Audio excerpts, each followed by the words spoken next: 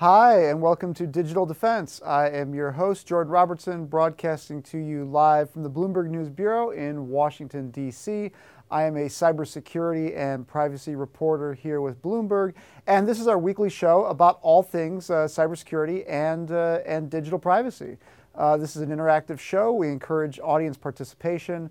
So if you have any questions or comments about today, the topic of today, or just any questions, or comments about securing, your digital devices, securing your data, please feel free to type them in the comment section of wherever you're watching this show, whether that's on the Bloomberg terminal, on Facebook, YouTube, Periscope, or any other platform, and we'll answer as many of them as we can, during our time here. So the topic of this week we want to talk about is, kind of this dust up over an app in, Apple's Mac App Store. Now, this is an app that I'd actually never heard of, but apparently is one of the top 5 paid apps on the Mac App Store. It's an app called Adware Doctor. Now, what Adware Doctor did, pretty standard security app. What it did was it scanned your system, it scanned your Mac for malware and removed them. The technology underlying those programs is not all that sophisticated. There are plenty of open source public repositories, databases of malware samples that you could build a pretty good cybersecurity engine off of. But what this company was doing, what this app was doing, a former NSA analyst who's now in the private sector discovered, was this app was doing something sneaky. While it was scanning your computer for malware and signs of infections, on your computer, of which Macs don't have nearly as many as Windows. It's kind of a funny sidebar. This used to be the old kind of cliches that Macs don't get attacked and Windows machines do. It's not that they don't get attacked, it's just that Windows are much more popular machines, so Macs get attacked less. Nevertheless, there is demand for cybersecurity technologies for Macs, and this was apparently a very popular app. Again, one of the top 5 paid apps. I think it costs $5, per download. But what this former NSA researcher discovered, based on some tips online, was that as this app was scanning your system, scanning your Mac for malware, it was also capturing personal data of yours, specifically your browsing history, your entire browsing history, and sending it back to, of all places, China. Now, we don't know a lot about, was that a bug? Was that the researcher collecting things just because they could? Or the app developer just collecting data because it could? Or was this part of some more nefarious plot to convince people to download this app and then secretly harvest their browsing histories for some sort of intelligence operation? We actually don't know the answers to those things. And while regular viewers of this show will know, kind of the conceit or, the theme of this show is, you're not going to get from Digital Defense any sky is falling kind of rhetoric. Yes, there are lots of cyber threats out there. Yes, there are lots of threats to your online security and privacy. However, we all exist in the digital world. We need to coexist in the digital world. So the solution is not to unplug your computers. However, what I will say, and in that vein, what I tend to caution people is most of us will not face kind of nation-state threats, really super sophisticated advanced threats.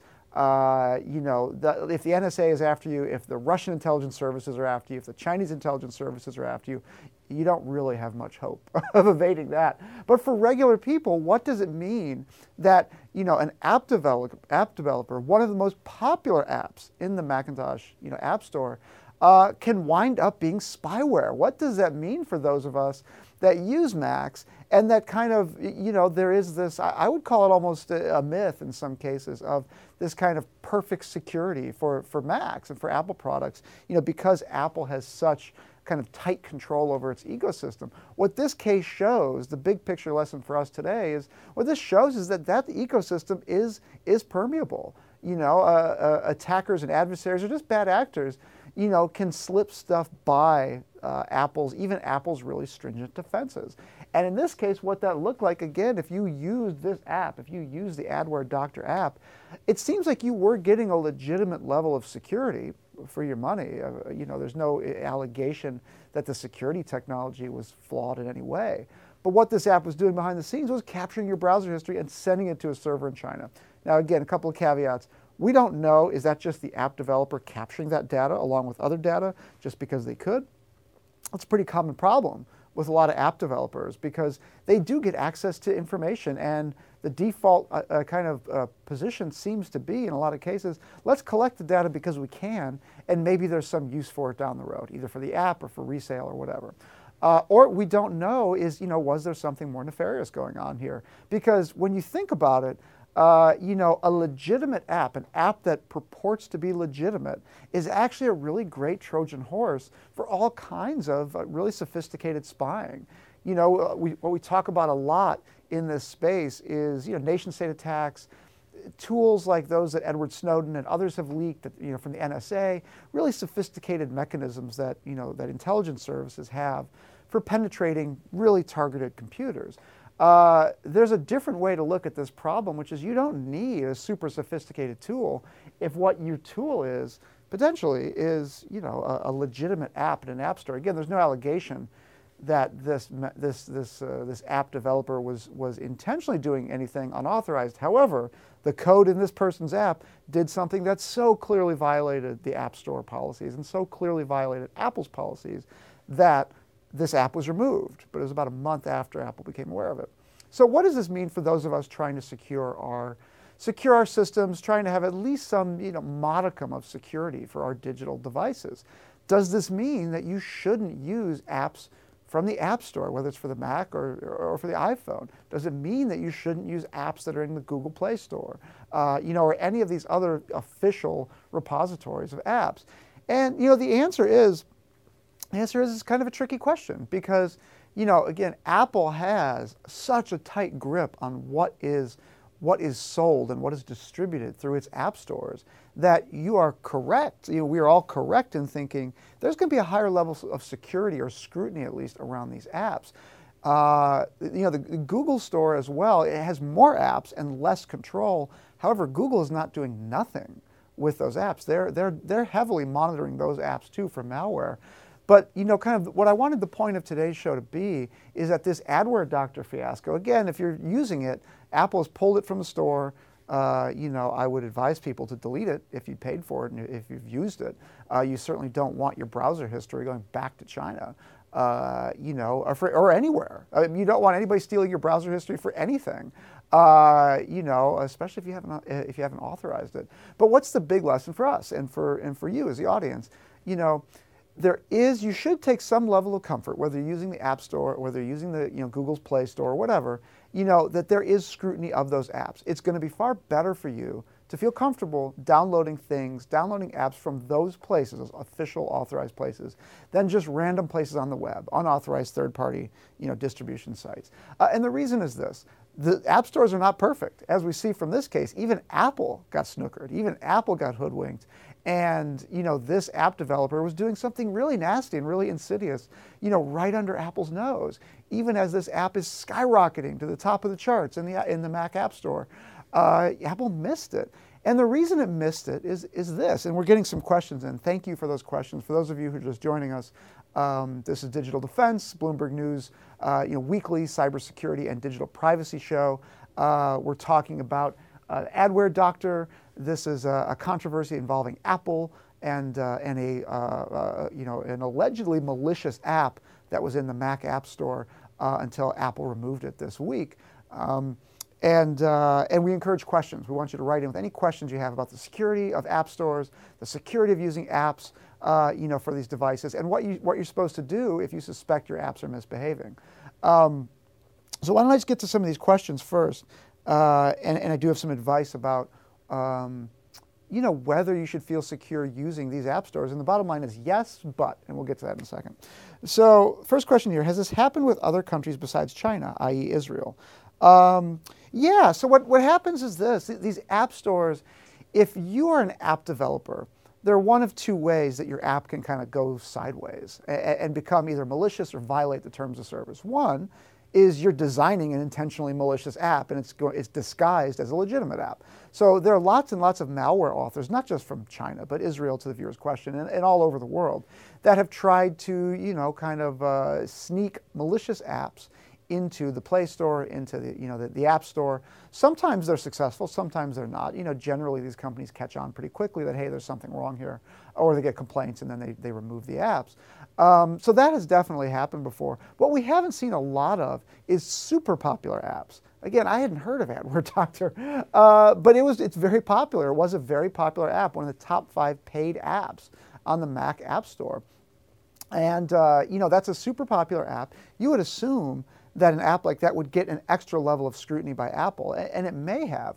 But here's the problem, and getting to kind of the core of this week's show, is that a popular conception might be that because Apple and Google control these stores, or at least administer these stores, Apple controls its App Store, Google kind of more administers the Play Store. The popular conception would be that these things are being subjected to all kinds of tests and examination and just really rigorous analysis about whether they're malicious or not. And the answer to that is that's not really the way these stores police themselves.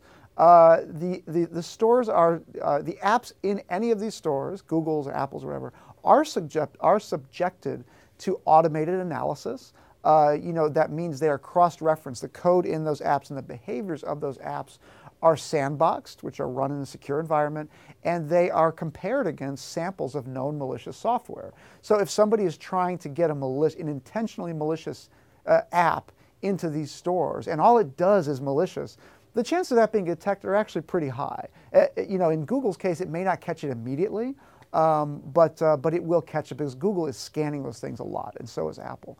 But the problem is what you're not getting, the kind of analysis that you might expect, is like a line-by-line code analysis. If there's any malicious behavior in that app, you would assume that these companies would catch it, but that's not the way it works. An app like Adware Doctor, what it was doing was against Apple's terms of service, but it wasn't inherently malicious. When you download a security app, whether you download antivirus software for your PC or you download apps like this for your computer, what you are authorizing those apps to do is essentially gain full administrative control over your machine and scan everything for files. And that includes malicious files. So you give any security program on the planet, you have to give it really serious administrative control over your machine to do what it's designed to do. So, Apple hasn't said a whole lot about this case, but it appears from some public statements that Apple's position is, yes, this app violated the terms of service. Yes, this app was removed. But as it was when it was still in the store, it wasn't doing anything that users didn't already authorize it to do. Now, I'm not here on this show to give you the corporate line. In fact, I'm here to give you the opposite. The real truth of that is you'll hear companies say that a lot. Well, you authorized it, so we're not responsible. It's a dodge. It's baloney. And what it is companies saying, well, you as the user should beware. User beware. You clicked through, you gave the app these permissions. Thus, it's on you. It's not on us as a company. And what that is, it's a very convenient dodge because, yes, you download a security app. Yes, you do give that app really serious privileges over your computer. Most people don't understand that. And what they certainly haven't done here is knowingly give this app permission to copy and remove its browser history, the computer's browser history. Nowhere in the app's permissions do you give them authorization to do that. So anytime you hear a company say, well, you gave it permission, the user should know better. The fact of the matter is that is not the right response for any company, in my view, because all of us just click through the permissions. You get an app, you want the app, you want it to work, you click through the permissions, you might take a cursory look at it, but if you want the app or you want the service, you're gonna click through anything, essentially. So my big advice to viewers of the show is, do use the authorized app stores. Do use the App Store for Apple, do use the Play Store for Google. Beware. If you're downloading especially security software, it's a good idea to have security software. It's not always essential, which is a topic for another show. There are ways around needing security software. However, if you're using security software, be really, really clear about where it comes from. Because security software, whether it's this Adware Doctor or anything else, again, you have to authorize it to have access to essentially everything on your computer. And when you do that, the potential for it to do unwanted things are very high. This is the core, dispute or the core controversy around Kaspersky Lab. Kaspersky Lab is a Russian maker of antivirus software with a very large consumer base in the US. I think it might be its biggest profit center, or was until last year when it was banned from federal networks, and big retailers like Best Buy and others dropped it.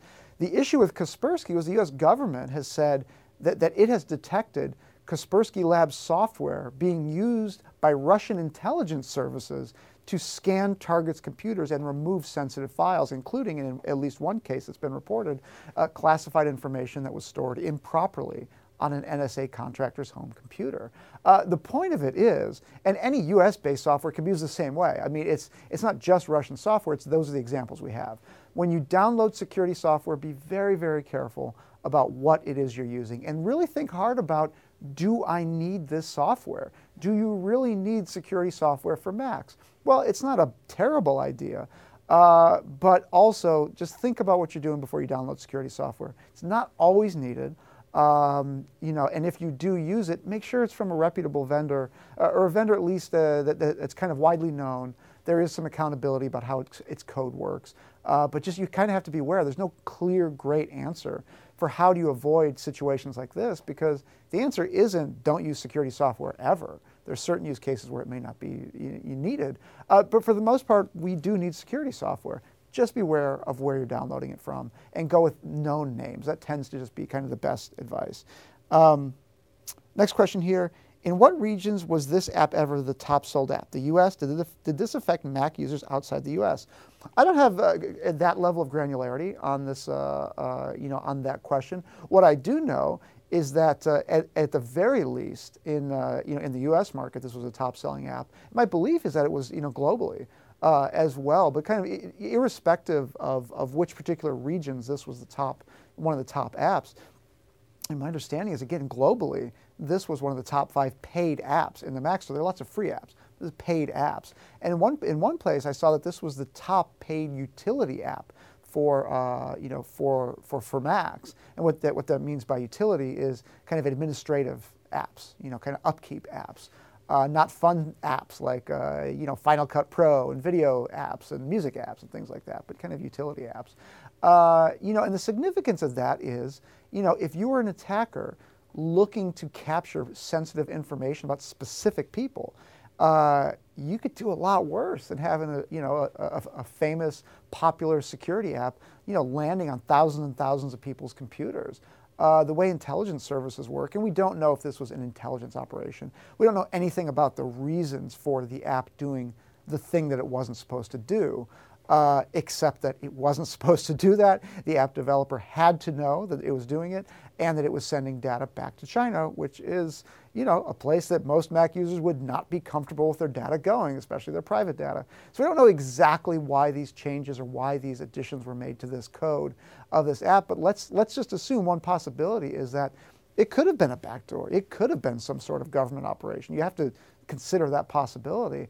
In that case, this could be a great Trojan horse, because when Macs are targeted, one of the reasons they're targeted is they are more expensive. Macs are more expensive. The targets that you would hit are higher income. They do have more money. They're more likely to be kind of higher income people with online bank accounts, with cryptocurrency accounts. They're just a richer target than kind of the vast expanse of Windows PC users. So if you land malware, on a Mac computer, the chances that that person is somebody interesting for a hacker, whether that's to steal money, whether that's to collect intelligence on, are just much higher. So that's where when we see Macintosh malware, it tends to be around either scams that involve high net worth individuals, or intelligence targets, just because of who buys Apple products and frankly who has the money to buy Apple products. I mean, the new Apple phone, the new iPhone, tops $1,000. If you're a criminal, if you're going after Macintosh users or iPhone users, you have a very specific target set in mind. And it remains to be seen. I'm going to be following closely, kind of what this app developer says about why the app was doing this thing. Could there be a legitimate reason for it? Maybe. But there also could be pretty scary reasons for it too. Next question here. Why does Apple allow in its App Store? Why does Apple allow this on the App Store if it's spyware? Shouldn't Apple protect its consumers from such apps? Well, this gets to the core, thank you for that question, this gets to the core issue that we're talking about today, which is there tends to be a false sense of security around the apps that are contained in these official app stores. Now, I'll say it, again, you're far better off downloading from these official app stores, Google, Apple, and others, than you are just downloading apps, rooting your phone and downloading apps from just kind of anywhere on the internet. If you're not a savvy technologist, you can get yourself into real trouble that way. It's not to say don't do it, but anytime you download from unauthorized places, you run a risk. But also, anytime you download even from the official app stores, this story is a great example of you also run a risk there. And the reason is, just once again, it's Apple employees and Google employees or contractors are not going line by line through every piece of code in these apps. They take, and this is kind of one of the myths of Silicon Valley, is that all of these products are secure and all these products are magical, especially Apple products. And, they just kind of automatically work. For the most part, they're very secure. And that these companies, because they are custodians of our data and they are custodians essentially of our online security, that they have it handled. Well, in some ways they do, but in some ways they don't. And the reason is you can't do a line-by-line code review of every single app that goes into these stores, even popular ones. So what you do is you kind of have to create a shortcut. And again, this is something these companies don't talk about very often, but you have to create a shortcut. And that shortcut is they're subject to all kinds of automated scans, both before they're loaded onto the App Store and in Google's case, especially after they're on the App Store. But those automated scans only look for things that they know to be malicious.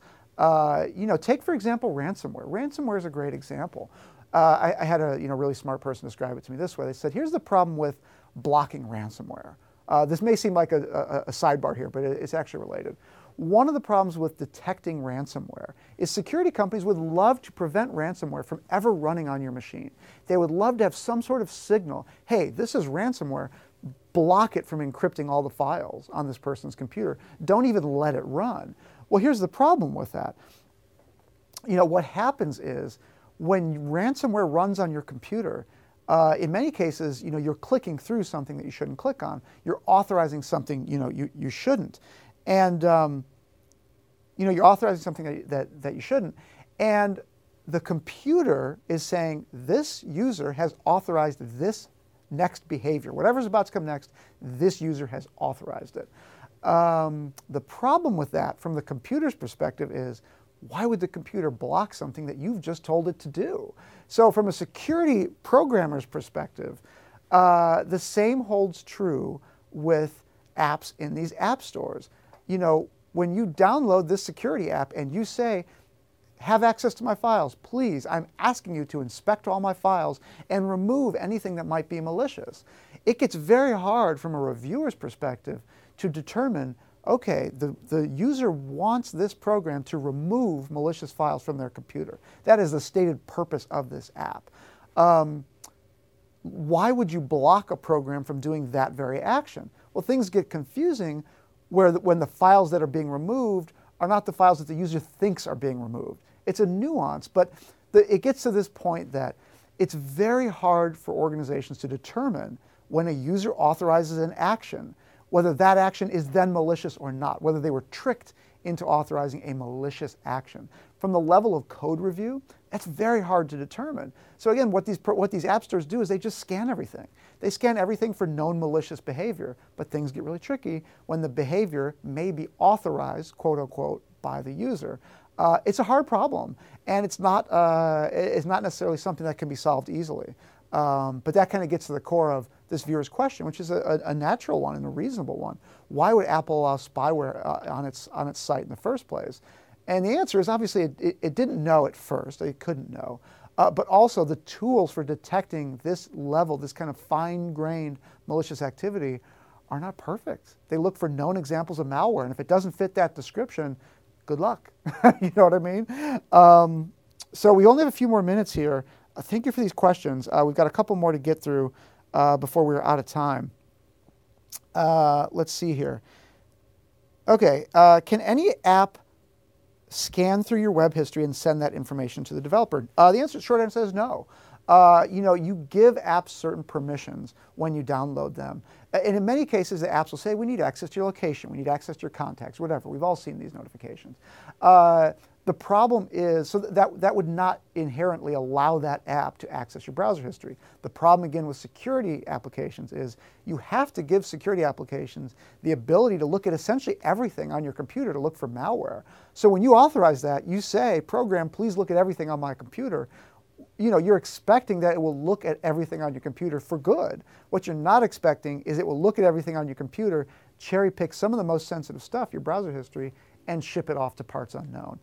So not every app has the ability to do this, but security apps can be the most dangerous thing on your computer. The irony is because of the authorizations you have to give it. And with that, we are out of time. I really want to thank everybody who's written in with questions. The half hour here flies by. Hopefully I've answered the questions to everybody's satisfaction. If you have other questions, after we wrap, you can find me on Twitter. Please feel free to send me any messages there.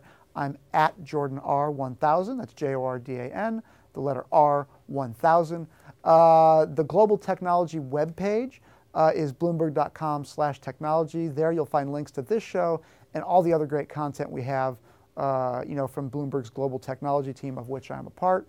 And we broadcast live at noon Eastern every week here in the Washington, D.C. Bureau. Thank you for watching. Hope you enjoyed the show. Please tune in next week, same time, noon Eastern, wherever you're watching this program. And we'll see you next week on Digital Defense.